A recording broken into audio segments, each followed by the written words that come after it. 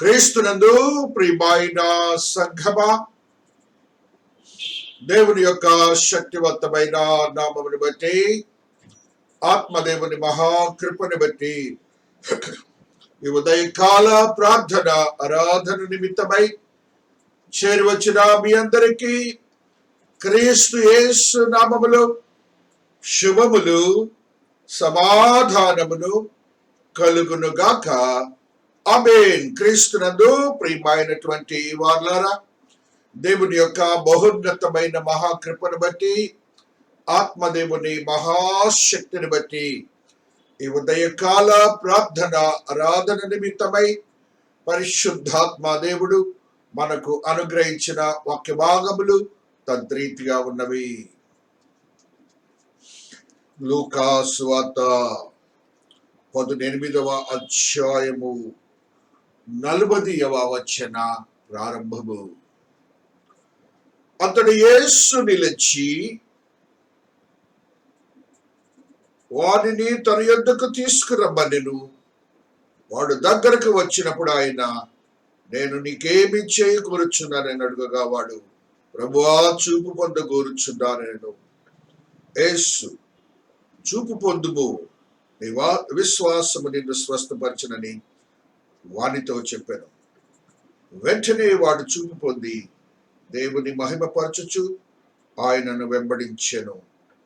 ప్రజలందరూ అది చూచి దేవుని స్తోత్రము చేసిరి. దేవుడు ఈ పరిశుద్ధ వాక్యమును దీవించి ఆశీర్వదించును గాక. ఆమేన్.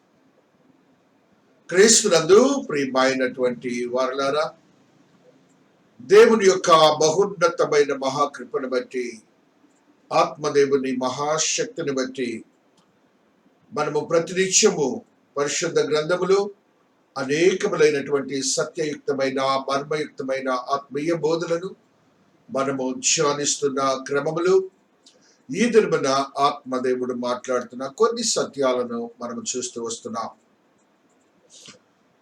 ఒక గ్రుడ్డివానికి దేవుడు చూపుని ఇచ్చినట్లుగా మనం చూసాం. అందులో దేవుడు కనిపెట్టినది విశ్వాసాన్ని చూశారు, ఆ బిడ యొక్క భక్తి తత్పరతను చూశారు, ఆ బిడ యొక్క కేకలను చూశారు. అనగా దేవుడు ఇటు కార్యము చేయగలిగిన విశ్వాసంతో కూడినటువంటి అరుపులను చూశారు. అంత మాత్రమే కాకుండా ఆ వ్యక్తి దేవుని యొద్దకు, దేవుని దగ్గరకు వచ్చినట్లుగా కూడా మనం చూస్తున్నాం. ఆ పిదప దేవుడు ఏం అడుగుతున్నాడంటే, ఒకటే మాట అడుగుతున్నాడు, నేను నీకేమి చేయగోరుచున్నానని అడుగగా, నువ్వు ఎప్పుడైతే విశ్వాసముతో దేవుని సన్నిధికి, దేవుని పరిశుద్ధ సన్నిధికి, పరిశుద్ధ ఆలయమునకు నీవు వచ్చి దేవుని అడుగుతావు, అప్పుడు ఇదే ప్రశ్న నీకును దేవుడు వేస్తాడని నేను గ్రహించాలి. నీవు గ్రహించాలి, వాక్యంలో ఉన్న సత్యం అది. నీవు ఎప్పుడైతే నీ మనస్సులో ఒక విశ్వాస్యత ఉద్భవించి, ఒక ఆతృత, దీక్ష, ఆకాంక్ష నీలో జనించినప్పుడు, అట్టి మనస్సును ఎరిగిన దేవుడు నీవు ఎప్పుడైతే ఆయన దగ్గరకు వచ్చి అడుగుతావో, నిలబడతావో, ఆయన నిన్ను అడుగుతాడేమని, నేను నీకేమి చేయగోరుచున్నానని. ఆ రీతిగా మన జీవితాల్లో మనం ఏదైతే దేవుడి దగ్గర నుంచి పొందాలని ఆశించామో, అప్పుడు మొట్టమొదటిగా నీలో ఉండవలసింది విశ్వాసముతో కూడినటువంటి భక్తి తత్పరత దేవునిపై. అందుకని దేవుడు అక్కడ అంటున్నాడు, నీ విశ్వాసము నిన్ను స్వస్థపరచను అని దేవుడు ఒక అఫర్మేటివ్ చెప్తున్నాడు. నీ విశ్వాసమే నిన్ను స్వస్థపరిచింది. మరి మనం ఎందుకు పొందలేకపోతున్నాం? అదే దేవుని మనం ఆరాధిస్తున్నాం, అదే దేవుని మహాకృపను మనం పొంది ఉన్నాం. మనం ఎందుకు పొందలేపుతున్నాం అంటే, మనలో ఆ యొక్క గ్రుడ్డివారిలో ఉన్నటువంటి ఆకాంక్ష, విశ్వాస్యత, భక్తి తత్పరత అంత దేవునికి వినపడే అంతగా లేదు. దేవుని సన్నిధికి వచ్చి దేవుని అడిగే అంతగా లేదు. కాబట్టి మనం ఎప్పుడైతే దాన్ని పెంపొందించుకుంటామో, మన జీవితాల్లో ఏ విధమైనటువంటి బలహీనత అయినా కూడాను దేవుడు హాని చేయడు, మేలు చేసే దేవుడిని నువ్వు గుర్తించాలని మనం గమనిస్తున్నాం. ఆ బిడ్డ ఏం చేశాడంటే స్వస్థత పొందిన వెంటనే అంతకుముందు భిక్షగాడుగా ఉంటున్నాడు. ఇప్పుడు ఏమయ్యాడో చూడండి. హల్లెలూయా.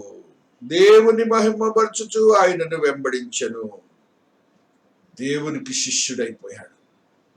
దేవాతి దేవుని సృష్టికర్తకు శిష్యుడిగా మారిపోయాడని వాక్యము సెలవిస్తున్నది. ఒక దినము, ఒక రోజు, ఆ రోజు నువ్వు కనిపెట్టి దేవుని సన్నిధికి రావటానికి అది పరిశుద్ధమైన దినముగా ఎంచి నువ్వు ఆ దినాన్ని నువ్వు దేవుని కొరకు హెచ్చించాలని పరిశుద్ధాత్మ దేవుడు తెలియజేస్తున్నాడు. యెషయా భక్తుడు ఆత్మీయ సత్యాన్ని ఒకటి మనకు తెలియజేస్తున్నాడు. 63వ అధ్యాయంలో ఆత్మదేవుడు మాట్లాడుతున్న ఈ మాటని తద్రీతిగా చూస్తూ వస్తున్నాం. 63వ అధ్యాయము 4వ వచనాన్ని చదువుకుంటూ వస్తున్నాం. పగ తీర్చుకొని దినము నా మనస్సునకు వచ్చెను, విముక్తి చేయదగిన సంవత్సరము వచ్చి ఉండెను.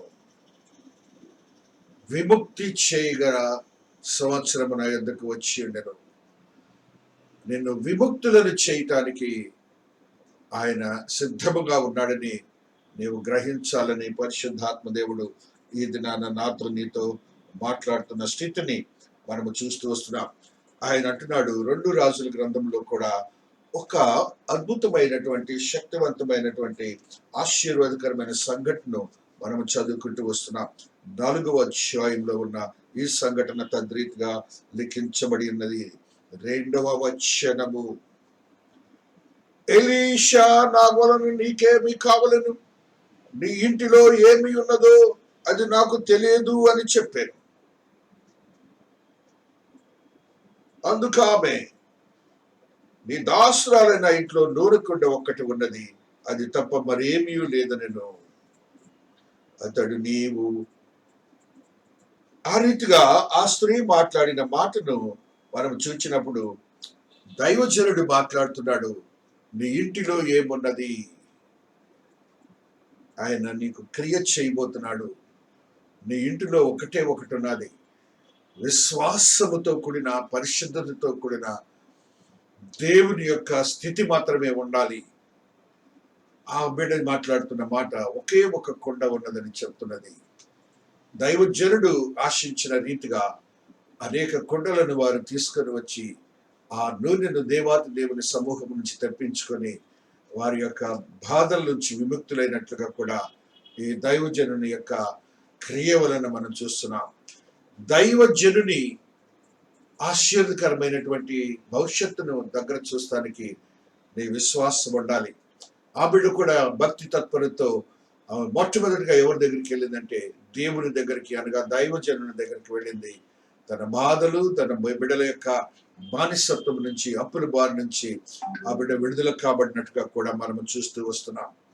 కాబట్టి క్రీస్తునందు ప్రియమైనటువంటి వారులారా, మనం ఎప్పుడైనా కూడా మన ఆత్మీయతను బలపరుచుకొని విశ్వాసతలో నీతితో ఉండి ఆయన సన్నిధికి వచ్చినప్పుడు, ఆయన యందు విశ్వాసం ఉంచినప్పుడు, ఆయన ఎడల విశ్వాసం ఉండి నీవు తృష్ణతో ఆయనను అడిగినప్పుడు దేవుడు అడుగుతాడు, నేను నీకేమి చేయగోరుచున్నానని.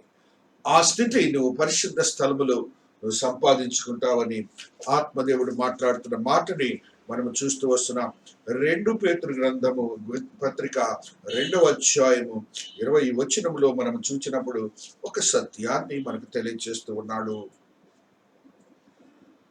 వారు ప్రభువును రక్షకుడిని యేసుక్రీస్తు విషయమైన అనుభవ జ్ఞానము చేత ఈ లోక మాన్యము తప్పించుకున్న తరువాత మరలా వాటిలో చిక్కుబడి వాటి చేత జయింపబడిన ఎడల వారి కడవరి స్థితి మొదటి స్థితి కంటే మరి చెడ్డదగును.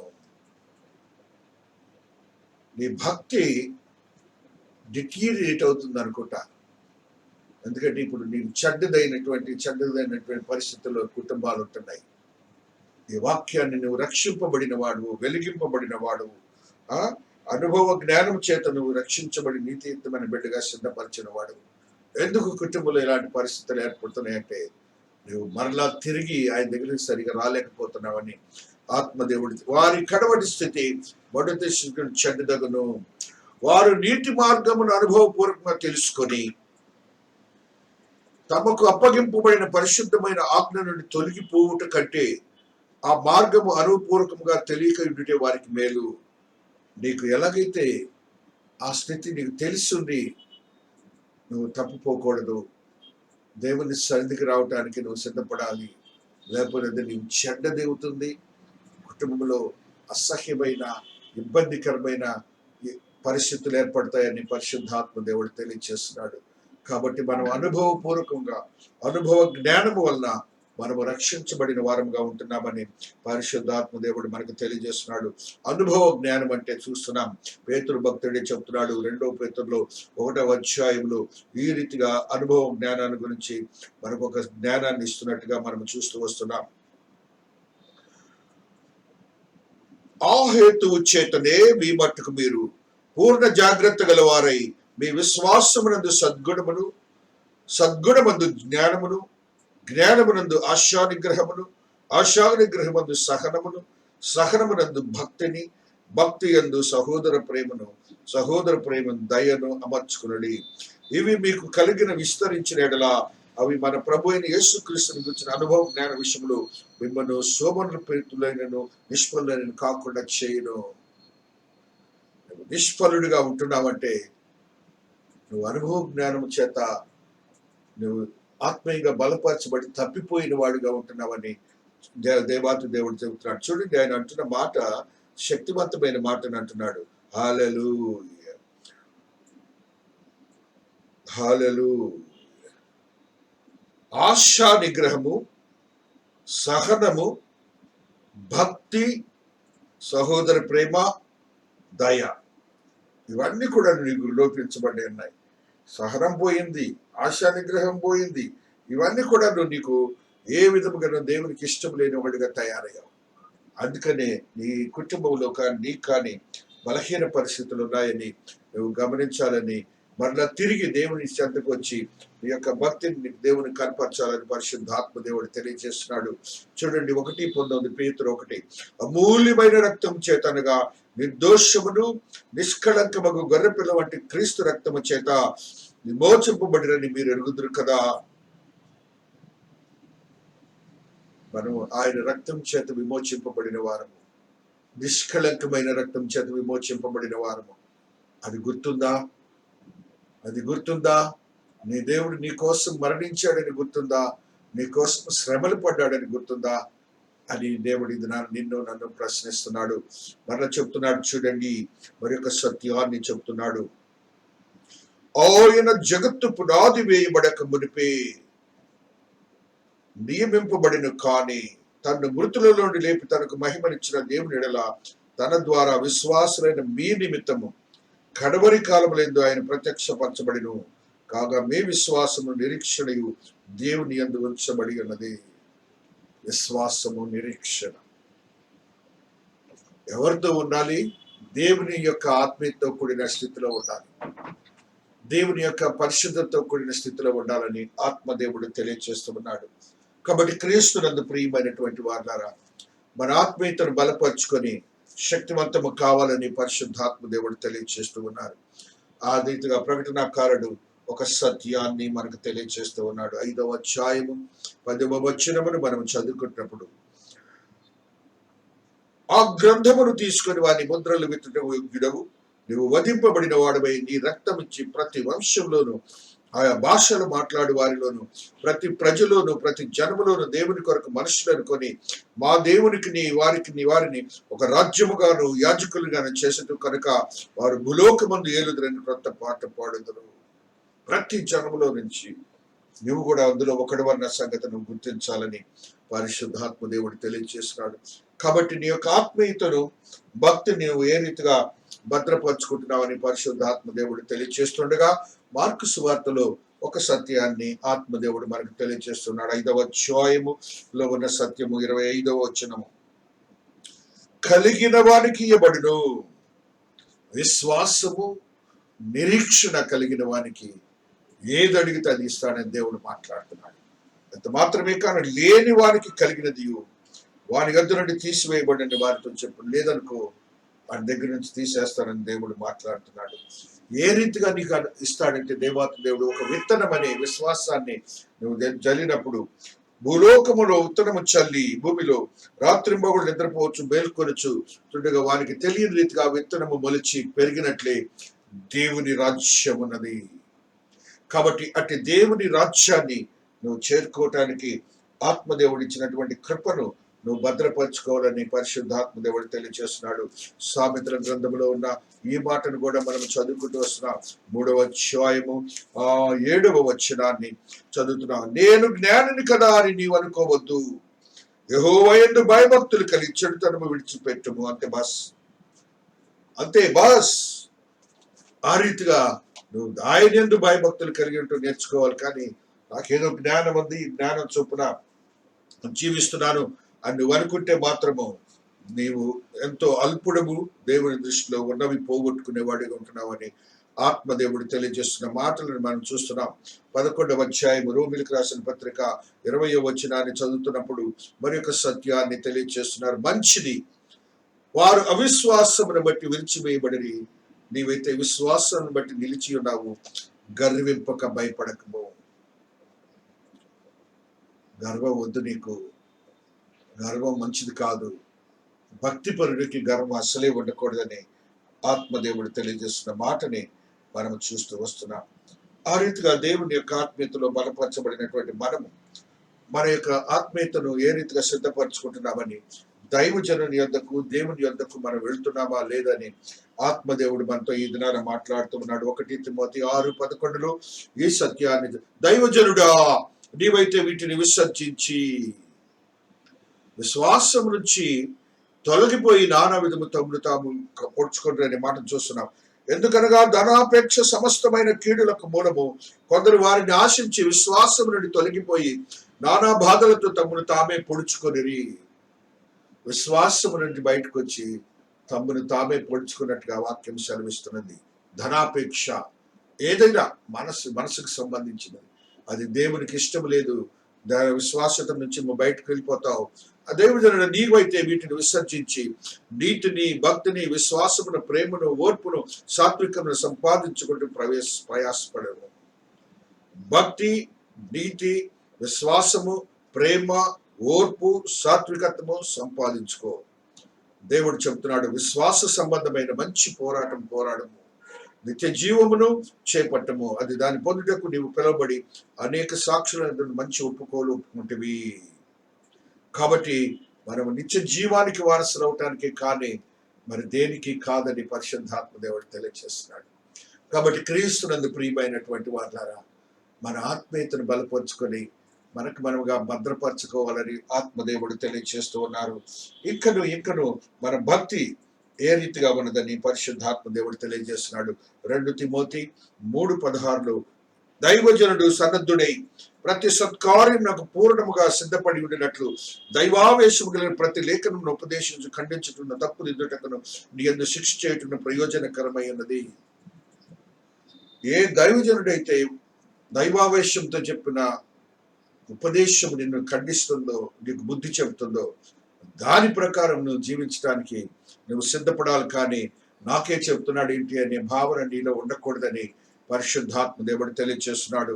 ఆ ప్రయోజనకరమైనది, నీకు ప్రయోజనకరమైనది నీ జీవితంలో ఒక ఆత్మీయతతో కూడిన జీవితాన్ని దేవుడు ఇస్తారని నీకు ఒక అష్యూరెన్స్ ఈ దినాన్ని ఇస్తున్నాడు. 2 పేతురు 1:5 మనం ఇంకో సత్యాన్ని చదువుకుంటాం. 5వ వచనము, ఆ హేతువు చేత నేను మీ మట్టుకు మీరు పూర్ణ జాగ్రత్త గలవారై విశ్వాసమునందు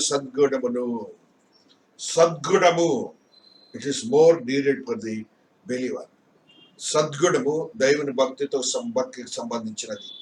ఆ రీతిగా నీవు ఉండాలని పరిశుద్ధాత్మ దేవుడు తెలియజేస్తున్నాడు.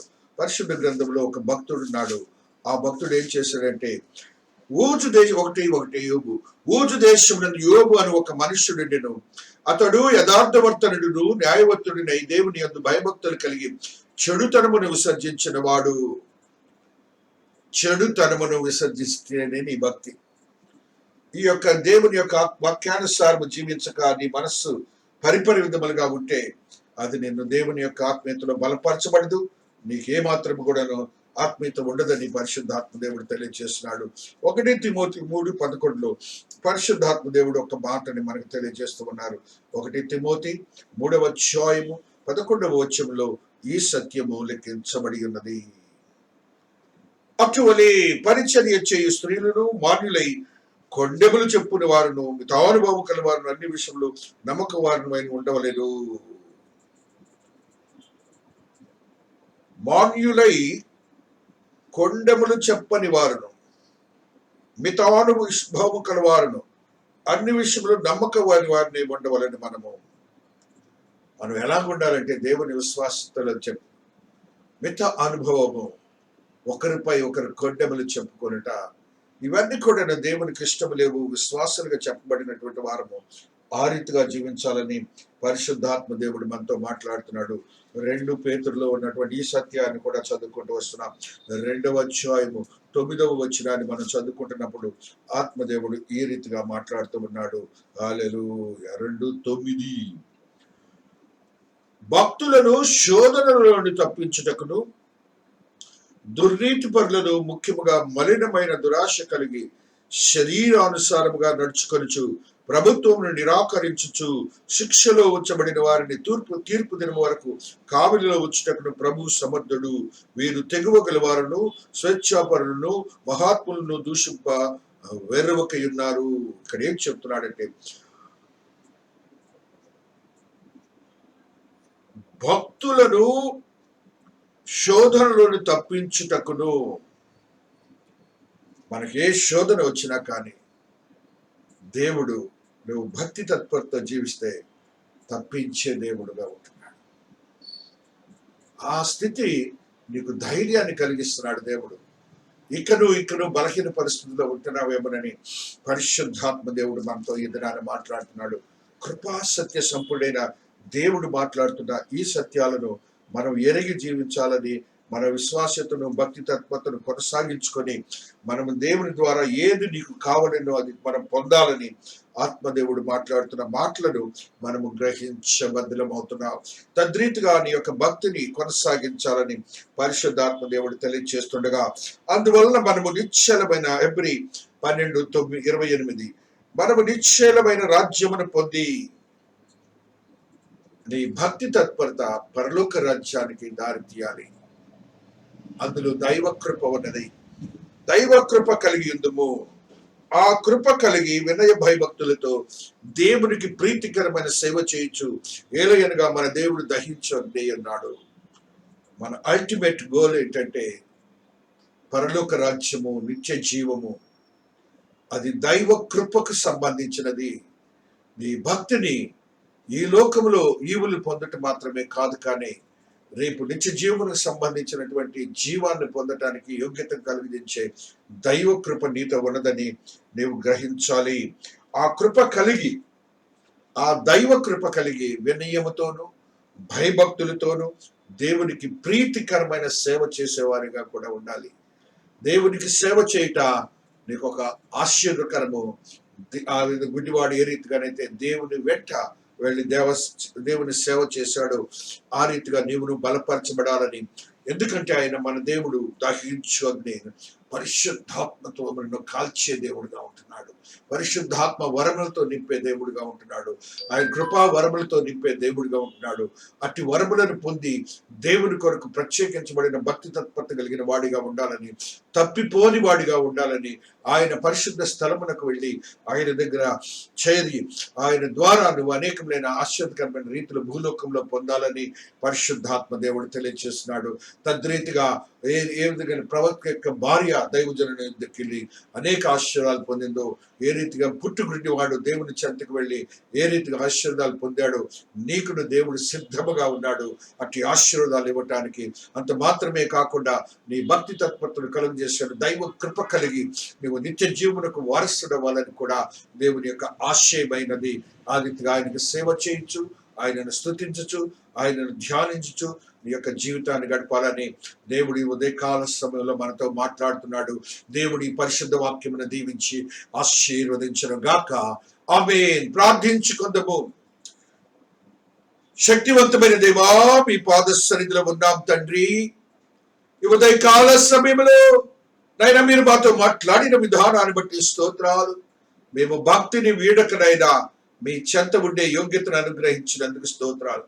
అనుభవపూర్వకమైన జ్ఞానమును మాకు అనుగ్రహించినందుకు కృతజ్ఞతలు చెల్లిస్తూ, ఈ లోకంలో మేళ్లను పొందుట మాత్రమే కాదు నాయన, మీ దైవ కృపను పొంది నిత్య జీవనకు వారసులయ్యే, స్థుతులు చెల్లించే, ప్రీతికరమైన సేవ చేసే యోగ్యతను కూడా అనుగ్రహించినందుకు కృతజ్ఞతలు. మీరు అగ్ని అయిన ఉన్న దేవుడు నాయన, అంటే పరిశుద్ధాత్మతో మమ్మలను కాల్చి పరిశుద్ధాత్మ వరములతో నింపే దేవుడు అని నాయన విశ్వసించుకుంటున్నాం తండ్రి. త్రియేక దేవుని మందిరమును, మందిర సభ్యులను మీ పాద సన్నిధిలో పెడుతున్నారు నాయన. ప్రతి కుటుంబాన్ని మీ పాద సన్నిధిలో పెడుతున్నాను. ప్రతి ఒక్క బిడ్డను మీరు ఆశీర్వదకరంగా మార్చుకుంటున్నందుకు స్తోత్రాలు. తల్లిదండ్రులకును బిడ్డలకును తల్లిదండ్రులకును భర్తకును భార్యకును శాంతిని సమాధానాన్ని దయచేసినందుకు కృతజ్ఞతలు. ఆత్మదేవుని యొక్క ఆత్మశక్తి స్థిరపరిచినందుకు స్తోత్రాలు. నాయన కుటుంబంలో ఉన్న ప్రతి బలహీన పరిస్థితుల నుంచి విడుదల చేస్తున్నందుకు కృతజ్ఞత అభివందనములు చెల్లించు. ఆత్మదేవుని ఆత్మశక్తి సిద్ధపరిచి స్థిరపరిచి కృపలో భద్రపరచబడను గాక. మహోన్నతుడైనటువంటి మహాదేవుని మహాకృప స్థిరపరచబడిన గాక. అనేకములైనటువంటి ఆశీర్వదకరమైనటువంటి ప్రతి పరిస్థితులు భద్రపరచబడిన గాక. మహోన్నతుడా మహాదేవా, ఆత్మకార్యములు జరిగించే దేవుడు నాయన. చిన్న బిడ్డలకు ఎదుగుదల, జ్ఞానం, వివేకము దాయిచ్చేనైనా. యవనస్తులకు మీరు ఇచ్చిన జ్ఞానమును బట్టి, చదువును బట్టి, ఉద్యోగమును బట్టి, వివాహాన్ని బట్టి, గర్భఫలమును బట్టి, అపవాదిని తారిమి వేసిన విధానాన్ని బట్టి కృతజ్ఞతలు.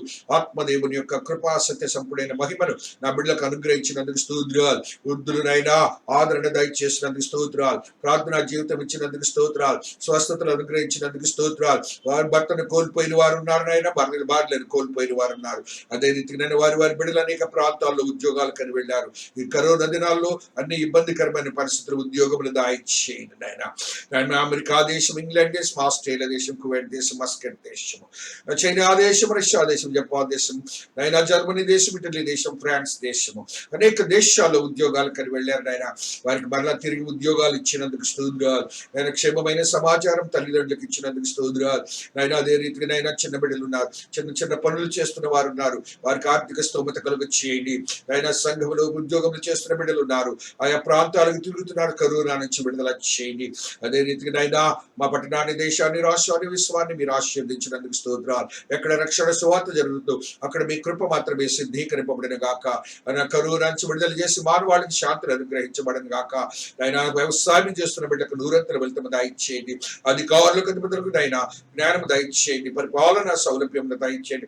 త్రియేక దేవుని మందిరమును, మందిర పరిచర్యను మీరు ఆశ్చర్యకరంగా మార్చి ఆదివారం ఆధారను ఆత్మతో నింపుతున్నందుకు స్తోత్రాలు. మంగళవారం, గురువారం, శనివారం జరుగుతున్న జూమ్ ఆరాధనను కూడా మీరు మహిమార్థమై జరిగించుకుంటున్నందుకు కృతజ్ఞతాభివందనములు చెల్లించుకుంటూ ప్రభును తన కుమారుడైన యేసు నామమున బ్రతిమలాడి వేడుకొనుచున్నా తండ్రి.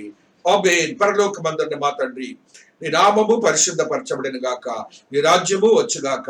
నీ చిత్తము పరలోకమందు నెరవేర్చున్నట్లు భూమి యందు నెరవేరును గాక. మా అనుదినాహారం మాకు దయచేయండి. వాడిని అపరాధం చేసిన వారిని మేము క్షమించిన ప్రకారం మా అపరాధములను క్షమించము. శోధన నుండి తైక కీడు నుండి రక్షించము. రాజ్యము, శక్తి, మహిమ నిరంతరము నీవై ఉన్నావు తండ్రి. ఆమేన్.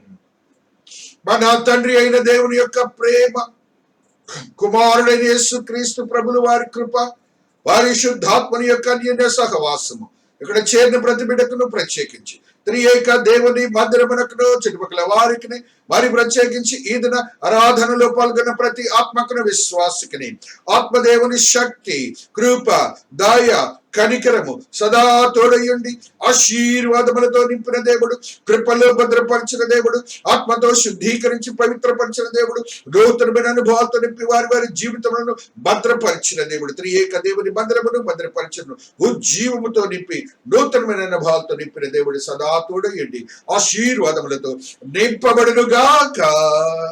ఆమేన్. Amen. Have a blessed day, my dear children. God bless you all. God bless you all. Thank you. God bless you.